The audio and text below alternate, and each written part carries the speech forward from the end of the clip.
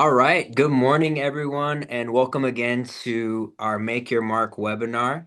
I'm your host, Michael Crabio, and today we're going to be diving into a topic that's crucial for anyone in our industry, especially if you're a real estate agent. We're going to really focus on if you are a realtor. And so whether you're just starting out or you've been in the real estate industry for many years, a lot of times we might not even realize that there are some legal pitfalls out there, things that we're basically doing and might not even entirely know that it's above board, or just because we didn't have the information at our fingertips. And so that's something that Dan and I were just discussing.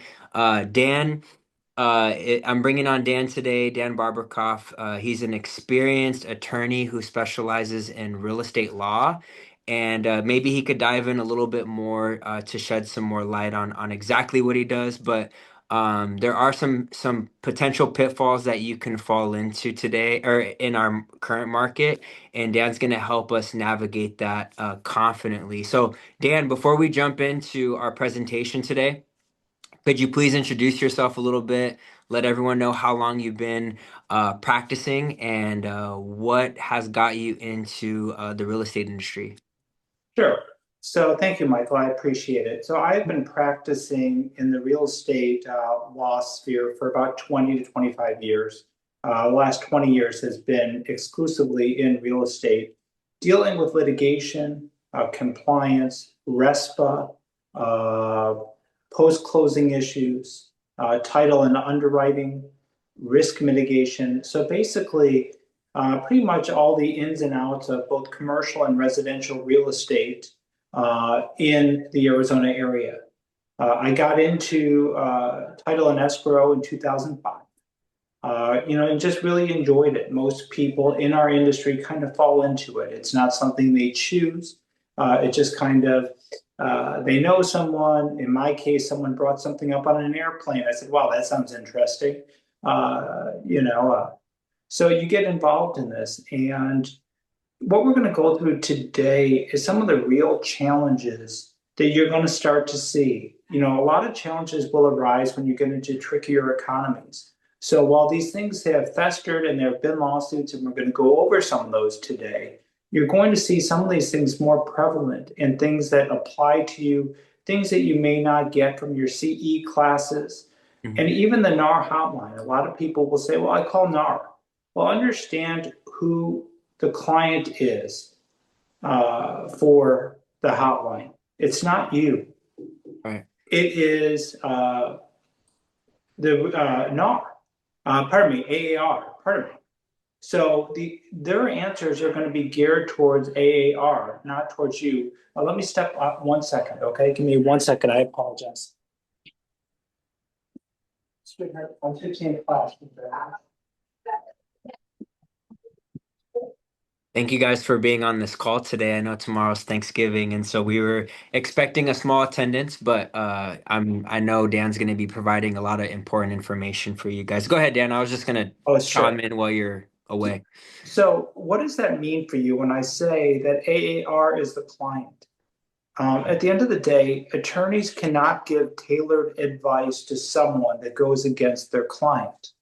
So, when you call an attorney, if it's your call to that attorney and it's not sponsored by someone else, that advice is going to be tailored to your risk, what happens to you, and for your best interest. Right. Okay. If I call the hotline, it's nothing against the hotline. But if the advice would help me and hurt AAR in any way, I can't give that advice because you're not paying my bill. So that's something to keep in mind. It's not to scare you, but it's to tell you if you really have a deep question, you really want to make sure you're calling somebody or talking to someone that is actually giving you advice that solely protects you. And so the reason why I share that today is some of the issues that I'm going to bring up are things that concern you directly as an agent and stuff that you may or may not have questions on. Mm. Okay. So with that, I'm going to get started unless there's some questions. And please keep in mind at the end, Michael can provide my contact information, and there's no fee associated with that. It's part of an extension of Landmark Title. So if you guys have questions, your clients have questions, you can always call me. The number he gives out will be my mobile number, and we're here as a resource to you. Okay? Thank you, Dan. Yeah, before you get started, I just want to say we were kind of talking about this on when we first got on the call. Um, I think in our industry, like in Phoenix, like the only time we're gonna ever uh, relearn some of the legalities in our real estate practice is going to come from our CE classes. And I think guilty as charged, a lot of these, renewal courses are just for us so that we can stay in keeping our licensing. And so, the reason why I wanted to bring Dan on here today is because it is awesome to have this type of connection to an attorney. If you ever have any questions or if you have any type of doubt that you are, doing something that you're uncertain about, for whether you're, under contract or whatever the case is. I mean, Dan is such a great resource to have. So I'll make sure that we get everyone Dan's contact information. I'll be sharing that. And then I'll share my information if you want his contact right away, just reach out to me and then we'll go ahead and get that over to you. But Dan, go ahead, share your presentation. I appreciate it. Sure. Okay. So the first one is, and it requires honesty from an agent, is you get a buyer, you get under contract, and everyone's excited. Okay. So, escrow is opened, you're ready to go. And generally, the first thing someone says to a buyer is, we need to get your home inspection scheduled. Sounds pretty innocuous, right? And you ask, do you have an inspector? If not, I can give you a few of them.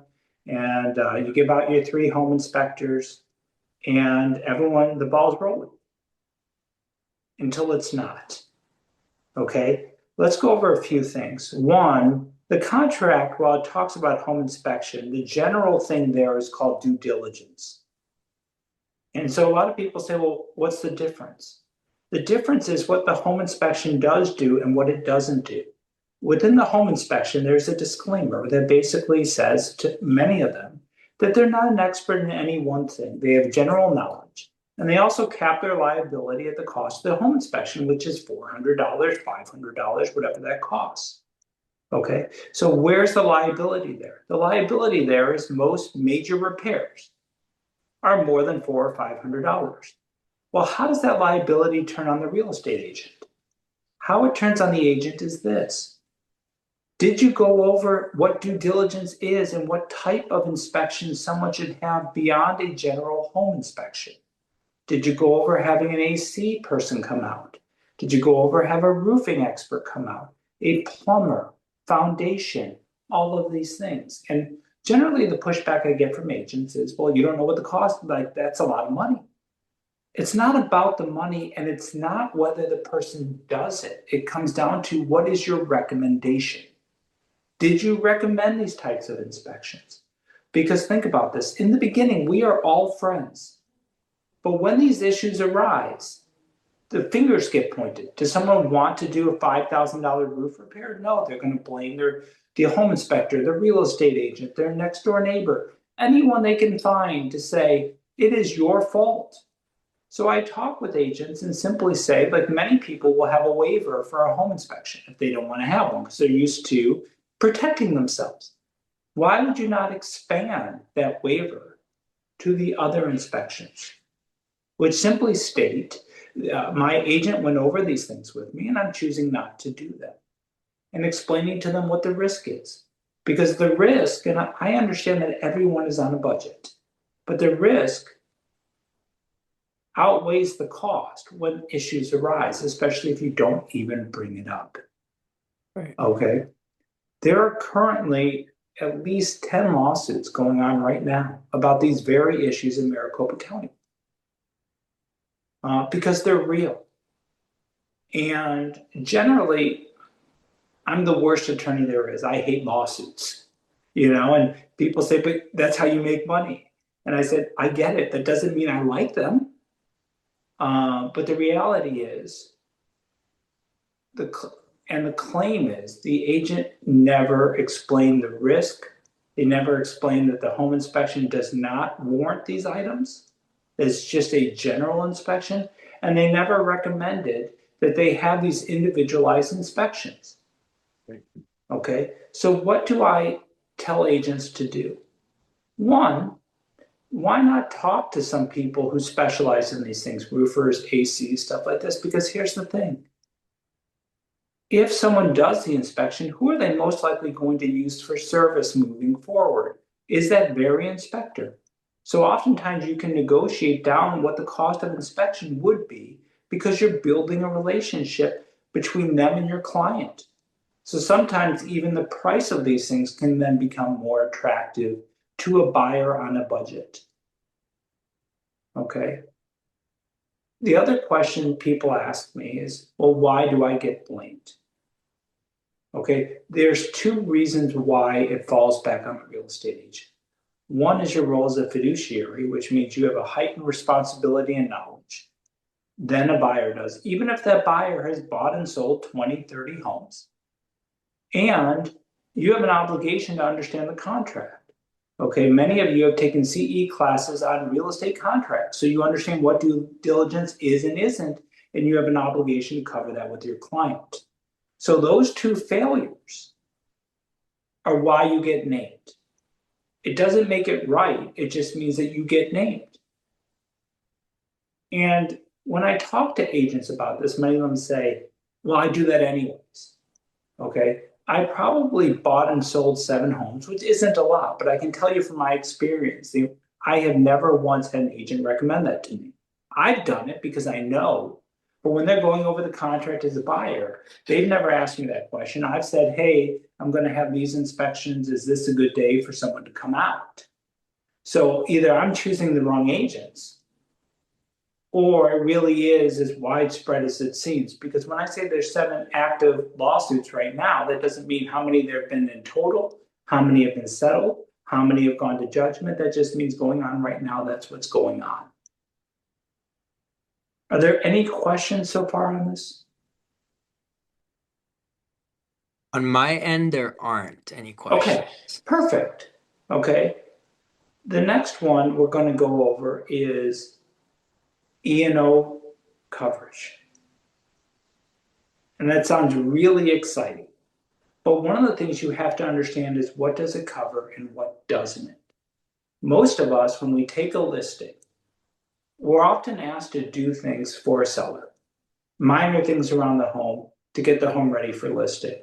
And that could be doing some minor touch up or handyman work, that could be general cleaning work, that could be a variety of different things. And I thought I would share a case that arose. So there was a home that did not have a fence or a block wall in the back, and there was a bike trail. And so what happened is the agent kind of roped off where they thought that the home was done, just to kind of show off what they believed the lot line was. Okay. A bike rider was riding their bike and they hit the rope and got injured. So the agent turned it into his E&O coverage with his brokerage and just thought, okay, what can you do? I was trying to help out the seller and this happened. The E&O coverage denied coverage, or E&O company denied coverage.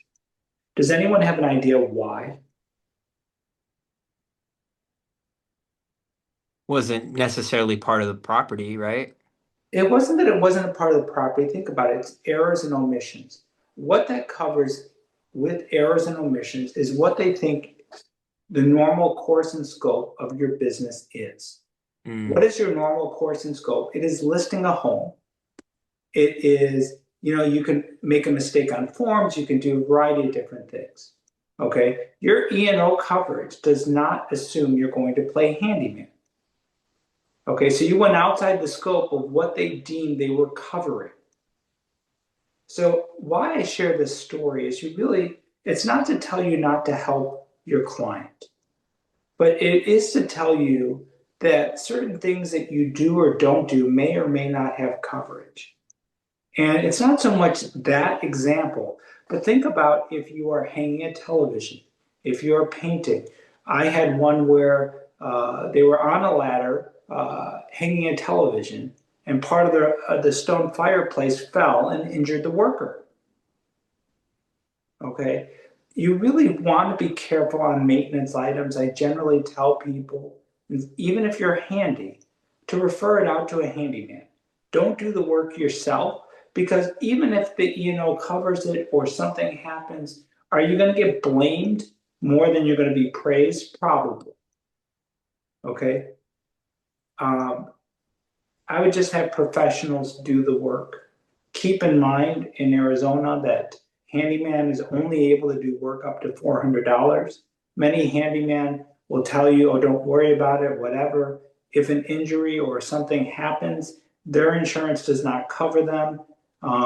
You really need to know some of these limitations because it falls back on you and your referrals. And in the beginning, you're looking great to your customer until something bad happens. And then when something bad happens, you suddenly look like you're worth nothing. You should have known better. You shouldn't have done this. You shouldn't have done that. So sometimes our help does more harm than good. Okay. That's good. I know quite a few agents that are pretty handy and they do what they shouldn't be doing, and we have connections to handyman. So like people like what's it called? Um just people that remodel kitchens or just do things, the little jobs, and we have connections to that. So if anyone needs that phone number, I can always give that to them as well. And think about the work you do. If a buyer asks any questions, they're going to ask who did the work. And the last thing the buyer wants to see is a real estate agent did the work because then they're going to say, okay, we want this redone by someone with a license. Right. Okay. So think about even if you do it right, sometimes it has to still be done twice. And then the client's asking, why do I have to do it again if you did it? Right. So you're just better off leaving this to a professional. Okay. That's good. Lastly, is I call it post closing, but it's pre closing issues. Many real estate agents, when they see a buyer interested in a home, they start smiling and they kind of keep quiet. And if the buyer likes the home, they write the contract and they just say, this is good. Okay. What do I mean by that? Sometimes you may see some issues with a home. You may see some issues just in terms of value and neighborhood and other things within your profession. And oftentimes, agents keep that to themselves. They don't want to take a client that looks like they're happy, may write on a contract, and share some of their expertise with that client. And when the market is consistently going up, oftentimes it's not an issue. But um, when it's not, there are some issues. So let me give you some real examples of this. Okay. At Tatum Ranch, which is right by Desert Ridge, if some of you are familiar with that, there was a home where a buyer was looking at it. When they walked through the kitchen, there was a bunch of fans going, probably 6 to 7 floor fans that were circulating at one time. No one said anything. What was it? They were airing mold out. So post closing, there was about a $40,000 mold remediation bill. Do you really want to get into it with your client? To you, agent, does that seem normal? Do most people have windows open and four floor fans going at one time in one room? Probably not. So again, this became a post-closing issue where the agent was named. People say, okay, well, why was the agent named with the seller? Because they're naming as many people as possible in the hopes of being able to collect. You have an E&O coverage policy, so there's a better chance that you're getting paid out. And keep in mind, insurance works as a loan, okay? So when an insurance policy pays out, basically they will recoup the money they pay out by increases in premiums over 9 years. So when you pay in your dues or whatever you pay into your brokerage, that's going to increase. So even though you may not pay out of pocket, you're still paying at least a percentage of it. Mm. Okay. Post-closing issues have been different blights, different things in the inspection. So what does that teach you? It teaches you not to be an expert, but to share your knowledge of your concern. And that concern may just be, let's dig into this deeper. We've had lawsuits that property values did not go up. And someone says, well, I don't guarantee it. Well, it depends on what you say to a buyer.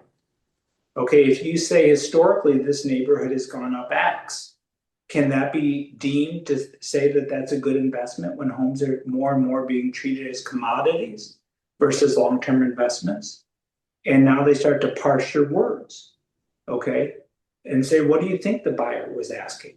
If you said this area has gone up at 3 to 5% a year, um, do you not think a buyer could interpret that as your home value will go up 3 to 5%, that particular home, and some kind of warrant or guarantee? So you really want to take seriously what a fiduciary means. A fiduciary is someone with a heightened amount of learning in a particular area that is being utilized to guide and consult with a client. So that goes into investments in a home, that goes into the state of the home, that goes into the neighborhood. You really are being held to be an expert in that area,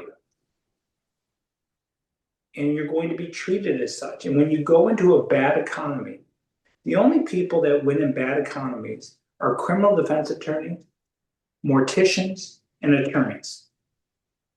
We make money no matter what the economy is doing.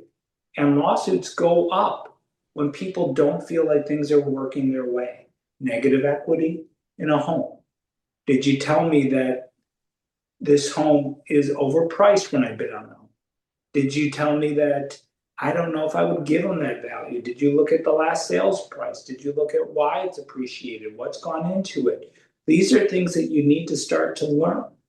And if you don't know, you don't have to know everything, but that's why your partners are so important. Okay. Do you have an attorney on your team that you can talk to or consult with? Who's your title partner that maybe I'll do some research for you? Okay. We're all only as strong as our teams.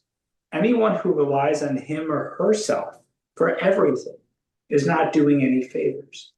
It's why in bad economies, I get called on to do more and more economic forecasts. I get called on to teach people how to become novices in overall economies, macro and micro, at the high, nationally as well as locally, and teaching them some tools they can utilize to better prepare themselves for those things. Um, Pressing into introductory questions with your clients. What do the school districts look like? What does the neighborhood look like? Not violating fair housing or anything like this, but pulling in generic data that can help them with Yep. their investments. Because now homes are no longer looked at as where you raise your family, but as investments. So you're being treated no different than if a stockbroker calls you and says you should invest in IBM. So you're being called on to guide your clients in the same way. And those are things that you have to take seriously.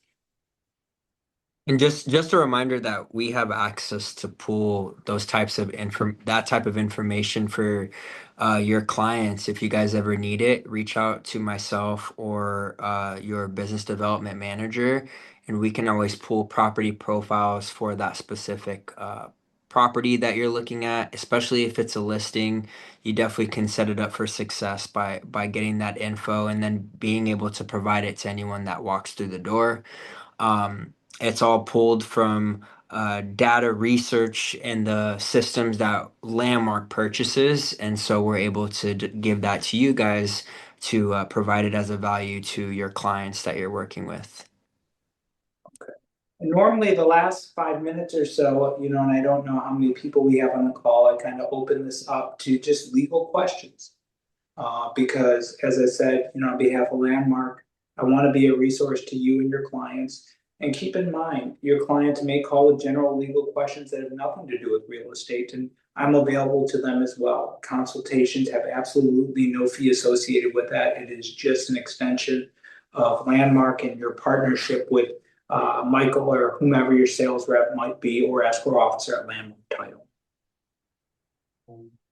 I don't know if we'll get a question. Usually it's kind of blank every once in a while, but I do have a question for you, Dan. Sure, Michael. This is kind of off topic, and I'm just curious if maybe you can Okay. answer it. But um, right now, I see a lot of agents coming to me, and I know what the answer is, but I would love for you to elaborate on it. Agents are getting complimentary marketing from lenders, title companies. Do you know what the fine is to receive when you receive things like that if you were caught? And what are like the rules and regulations around receiving things from a title company? Sure. So keep in mind, a lot of people may look at the national climate and go, with the CFPB essentially being dismantled, what is the risk? Okay. The risk is you're watching attorney generals, especially in Arizona right now, going after. They have lawsuits going against two companies, not about marketing, but just in general. So you're watching heightened state action. What this means is under RESPA, which the state can do or the federal government, you are not allowed to receive something of value with no cost. Title can provide things that are part of their business and they use for their business, then they don't have to charge you. But if it is something that is not defined as title specific, meaning they need that for their business, not for you, and they don't charge you, okay, you can get hit in two different ways. You can be hit with punitive fines, which could be anywhere in the five figures, depending on how egregious and what type of example. They are not capped, okay, if it's deemed a kickback. Or let's just say it's a one-off, okay? You're probably going to face something in the high, whether that's in the high hundreds or thousands of dollars. It depends on how egregious it is and what they think the harm is there. Mm. So the question is, what is the value to you, meaning your sleep? Because all it takes is one person complaining. Right. And you have a bullseye. And think about, many of you will look online to see complaints or other things against you. The reputational harm, on average, takes 6 months to a year to rebuild on a single instance of someone saying something negative about you. Um, so it's one of those things that you talk about. There's certain cost of investing in your business. And it's not because I like charging people. It just is because right now, when things get challenging and the market gets tighter, the people with the best reputation are the people who are going to succeed. There are Right. plenty of things that can be done at limited to no cost, but when you're taking handouts of things that you know you shouldn't, it honestly just takes someone reporting to DRE. Susan Nicholson really takes those things seriously, or the AG, who really in March filed a lawsuit against a bunch of real estate investors, two title companies. It wasn't marketing; it was elder abuse. But the point being is, all it takes is a hot button topic. And then the other thing that you don't think about too is class action lawsuits, which are picking up. Attorneys are seeing that large real estate brokerages are a great way to get paid. So they may find somebody, and you get swept up into it as a class action. Right. That's good. Thank you, Dan. No, yeah, as you can hear, Dan is a very knowledgeable man and resource. And so, like I said, we'll be sharing his information. Dan, any last thoughts before we wrap up today? I would honestly just tell people none of this is designed to scare you. Right. There are simple ways. If you need waiver forms on what we talked about with due diligence, I provided that for people. I will continue to provide that if you'd like that. Um, don't be shy. I use my partners for things that they specialize in. We're here to help you build and help you grow and to be successful. And today was not about to scare you, it was just to give you information to be more successful in your business with requests or different things that you're going to face. So I love getting calls. I love talking with people. If I can be a resource, or Michael or anyone else, please don't hesitate to reach out to us. Yeah, thank you, Dan. No, we're excited to have you a part of our team over here at Landmark, and thank you for allowing us to use you as a resource as well. Dan will definitely be back on and potentially be doing more CE classes and just things of that nature for 2026. That's some of the things that Dan and I spoke about. But with that being said, I just want to wrap up and just say a huge thank you again for joining us today. I know today is the day before Thanksgiving, so smaller attendance, but with Thanksgiving coming up tomorrow, we just want to wish everyone a happy Thanksgiving and let you know how grateful we are for your partnership. We truly value everyone who trusts us with their escrows and supports us throughout the year. And with that being said, just a quick reminder that our offices will be closed for tomorrow on Thanksgiving and also on Good Friday. But of course, feel free to go ahead and write us in on any of your escrows over the long weekend, and we'll make sure to be ready and jump back on it as soon as we return. Once again, thank you so much, and we hope you have a fantastic holiday. Bye now. Bye. Thank you, Dan. Thank you.